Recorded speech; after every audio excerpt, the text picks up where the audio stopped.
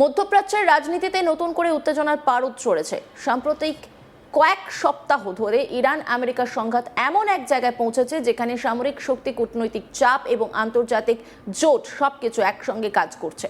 এই পরিস্থিতির মধ্যে আমেরিকার প্রেসিডেন্ট ডোনাল্ড ট্রাম্প এক বিস্ফোরক মন্তব্য করেছেন। তিনি দাবি করেছেন ইরানকে আত্মসমর্পণ করতে হবে। একই সঙ্গে তিনি ইঙ্গিত দিয়েছেন ইরানের নতুন সর্বোচ্চ নেতা হয়তো বেঁচেও নেই। এই মন্তব্যের ফলে আন্তর্জাতিক রাজনীতি আরো অস্থির হয়ে উঠেছে, কারণ এমন বক্তব্য শুধু কূটনৈতিক চাপই বাড়ায় না, বরং যুদ্ধ পরিস্থিতিকে আরো তীব্র করে তুলতে পারে। আমেরিকার সংবাদ মাধ্যমে দেওয়া প্রায় 30 মিনিটের এক দীর্ঘ সাক্ষাৎকারে ট্রাম্প তার অবস্থান স্পষ্ট করে বলেন, এই মুহূর্তে যুদ্ধবিরতির কোনো প্রশ্নই নেই যতক্ষণ না ইরান সম্পূর্ণভাবে তাদের পারমাণবিক কর্মসূচি বন্ধ করার প্রতিশ্রুতি দিচ্ছে। সাক্ষাৎকারে ট্রাম্প স্পষ্ট ভাষায় বলেন, ইরান যদি শান্তি চায় তাহলে তাদের একটাই পথ, আত্মসমর্পণ।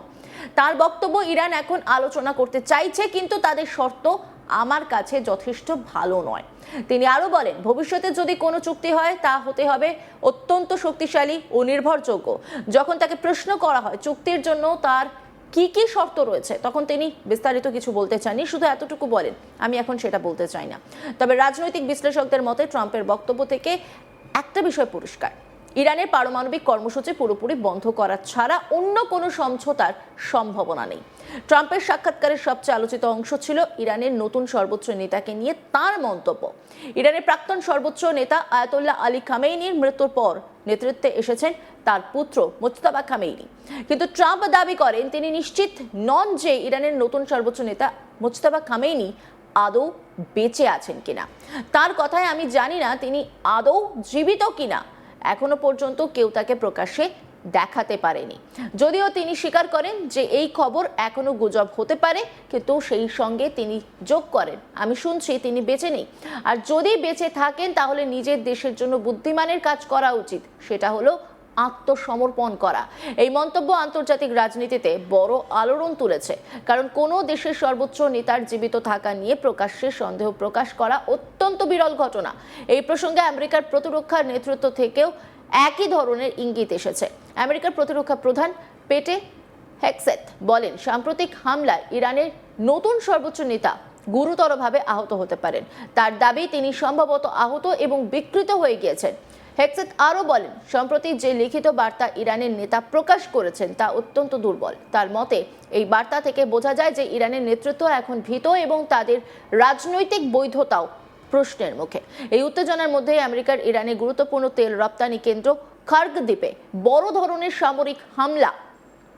খার্গ দ্বীপ ইরানের অর্থনীতির জন্য অত্যন্ত গুরুত্বপূর্ণ।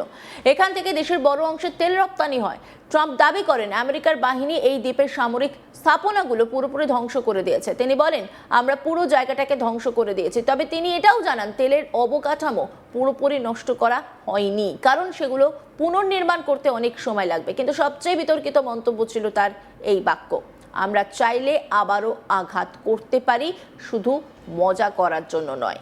এই মন্তব্যের পর আন্তর্জাতিক মহলে সমালোচনা শুরু হয়েছে। অনেকেই বলছেন, যুদ্ধ পরিস্থিতিতে এমন ভাষা পরিস্থিতিকে আরো জটিল করে তুলতে পারে। ট্রাম্প দাবি করেছেন আমেরিকা ইতিমধ্যে ইরানের সামরিক শক্তির বড় অংশ ধ্বংস করে ফেলেছে।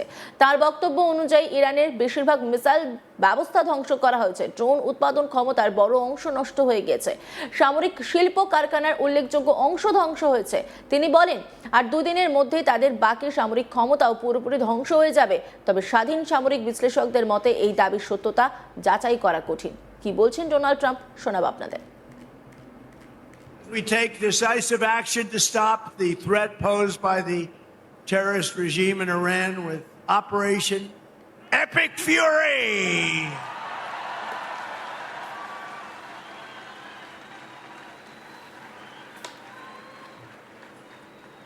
Is that a great name?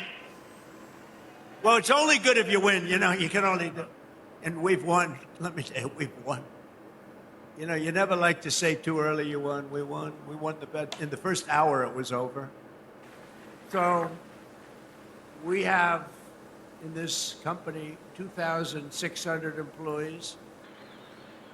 And my administration, as you know better than anybody, is also working to keep the oil flowing. It's flowing all over. We knocked out, you know, they want to drop some mines.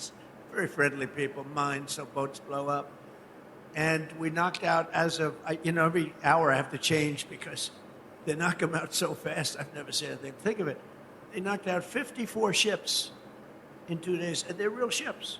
In fact, I got angry at my people. I said, are they any good? Yeah, they're warships. I said, why the hell did we kill them? Why didn't we just capture them and use them in our Navy? They said they wouldn't have qualified for that. I'll tell you, and it looked like we weren't going to come back. Now we have the hottest country. But we knocked out 58 naval ships. We knocked out their Navy, okay? Let's put it that way. But they also knocked out the mine layers. They call them mine layers. They put mines in the water. Lovely job. Isn't that nice? Blow up ships. And we knocked out 31 of them. And thanks to the record-setting tax cuts that we passed in the great, big, beautiful bill, biggest tax cuts in the history of our country. Tax cuts. They'll all be gone. By the time I'm finished speaking, they'll be gone. These people work very fast. But I'm pleased to report that earlier today, the International Energy Agency agreed to coordinate the release of a record 400 million barrels of oil from various national petroleum reserves around the world, which will substantially reduce the oil prices as we end this threat to America and this threat to the world. We don't want to leave early, do we? We got to finish the job, right? Over the past 11 days, our military has virtually destroyed Iran. Tough country. Their Air Force is gone, totally gone. That took the better part of about 3 hours. They no longer have radar. They don't have anti-aircraft equipment. They don't have anything. Their missiles are down 90%. Their drones are down 85%. We're blowing up the factories where they're made left and right.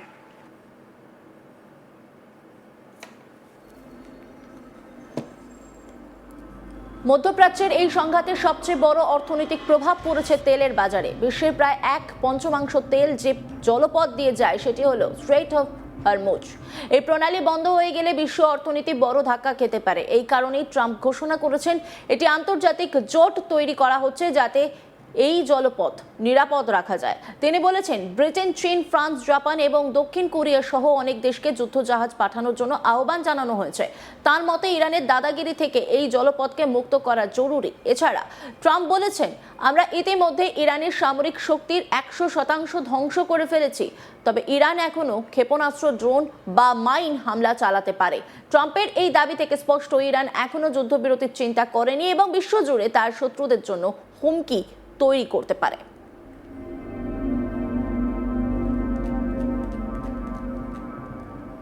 অন্যান্য খবরের আপডেটের জন্য অবশ্যই নজর রাখুন আজ তাক বাংলার ইউটিউব স্ট্রিমিংয়ে। লাইক, কমেন্ট, শেয়ার এবং সাবস্ক্রাইব করতে ভুলবেন না।